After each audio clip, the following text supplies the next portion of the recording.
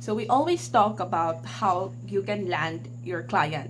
Paano maghanap ng client kahit walang experience, ano yung mga tips and tricks. Pero for today, ang pag-uusapan natin is paano naman i-nurture yung client or your future clients para magtagal yung mga clients mo sa'yo, they would be your repeat customers and ma-refer ka nila sa iba.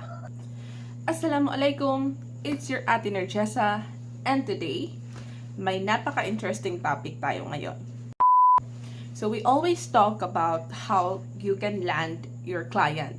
Paano maghanap ng client kahit walang experience, ano yung mga tips and tricks.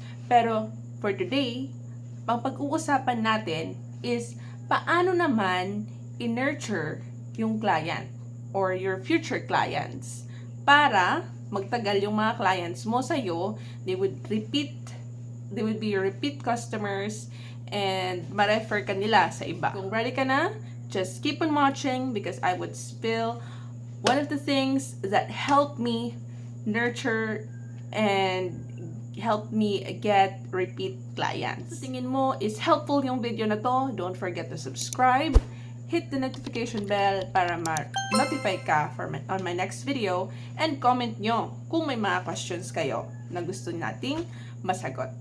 Now let's begin.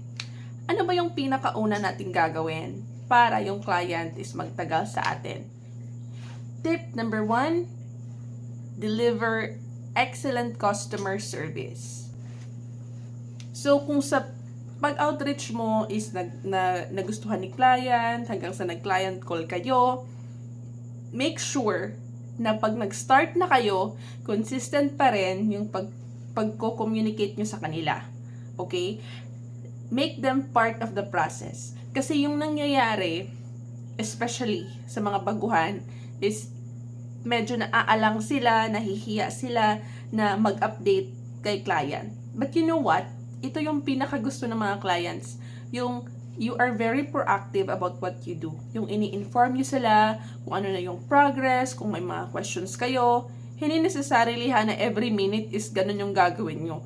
But try to see that they are updated and they keep up kung ano man yung nangyayari behind the scenes. Aside from that, you have to be very understanding kasi yung mga clients nyo, they are busy people, they are running their business, and as an outsourced talent, you need to make sure that you are delivering your results, your deliverables sa kanila in a way that they feel at ease and they feel that you respect their time, you respect their boundaries, and you really show them that you care about the business. Kasi, yung mga client, they are not complicated na mga tao. They're the same with us. Tapos, yung mga client, pag nabigay mo yung gusto nila, they would sing you praises. I tell you guys, pag nabigay mo yung deliverables na kailangan mo, and then they were satisfied and they are satisfied with your work, I'm sure they would be very happy to refer you to other people.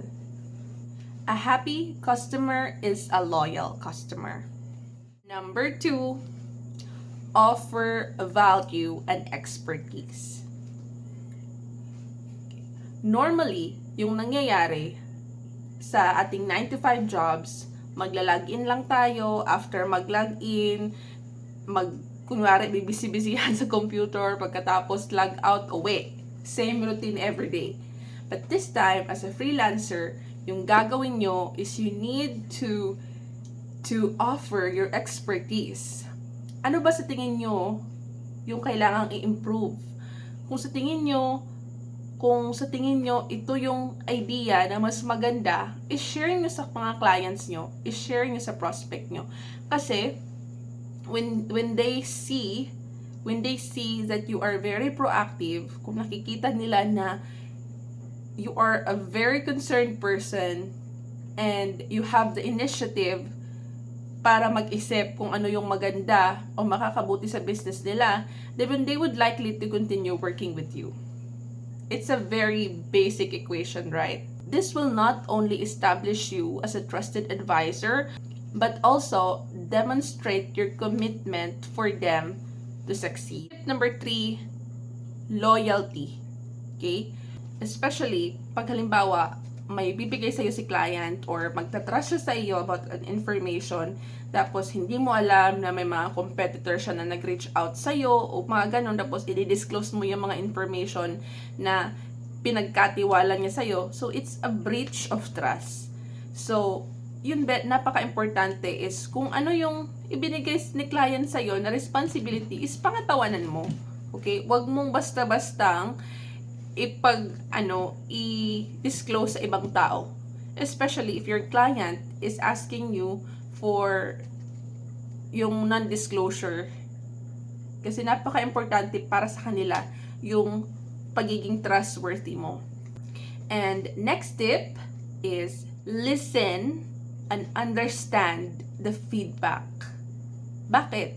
We don't usually get feedback, especially sa Philippines. Meron kasi tayong mindset na pag binigyan tayo ng feedback, medyo na-offend tayo o minamasama natin. Pero sa kanila, it's not. Dahil they're giving you feedback because they care about the work. Okay? So, if you are a freelancer, you need to understand that hindi mo gamay lahat sa business nila. Kaya, try to listen.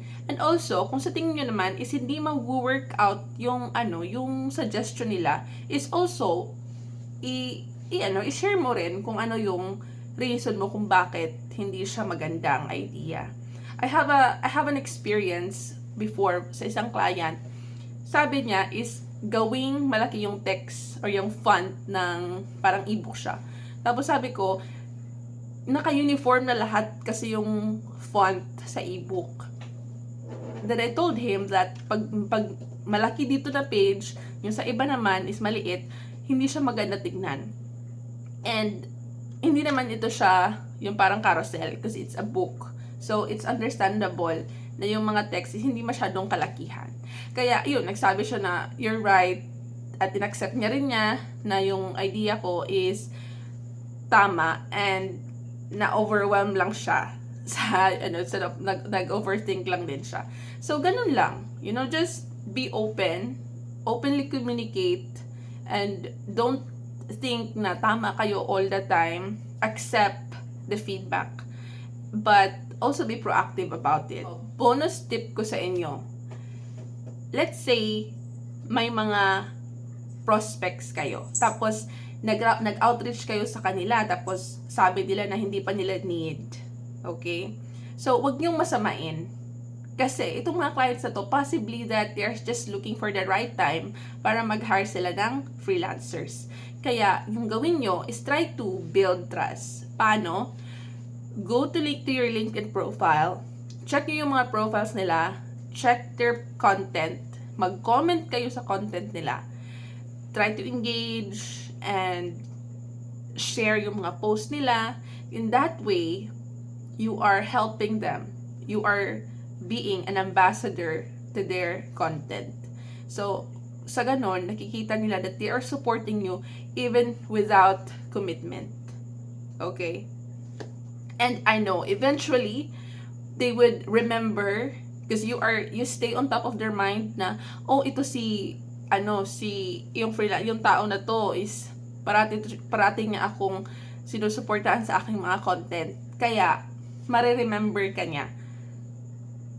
I know kahit dahil nangyari to sa akin. I reached out to a client like a year ago. Then, sabi niya sa akin na hindi pa niya kailangan, but recently, just the other day, nag-message siya sa akin. Sabi niya, can you help me optimizing my profile? So, yun. Diba? You just have to continue nurturing the trust, and eventually, yung mga nire-reach out mo, magiging familiar ka din sa kanila. So, the thing about, don't just think na dun ka lang magiging mabuti dun sa mga client mo. try to be good to every people na makakasalamuha mo sa LinkedIn. Kasi, these people, they would remember you and they would remember how you treat them. So, that concludes yung video natin for today. I hope that you found this helpful. Don't forget to subscribe to my channel para ma-notify kayo sa mga upcoming videos ko.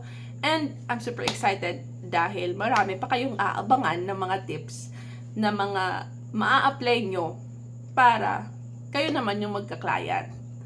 O, diba? So, assalamualaikum warahmatullahi wabarakatuh. See you in my next video.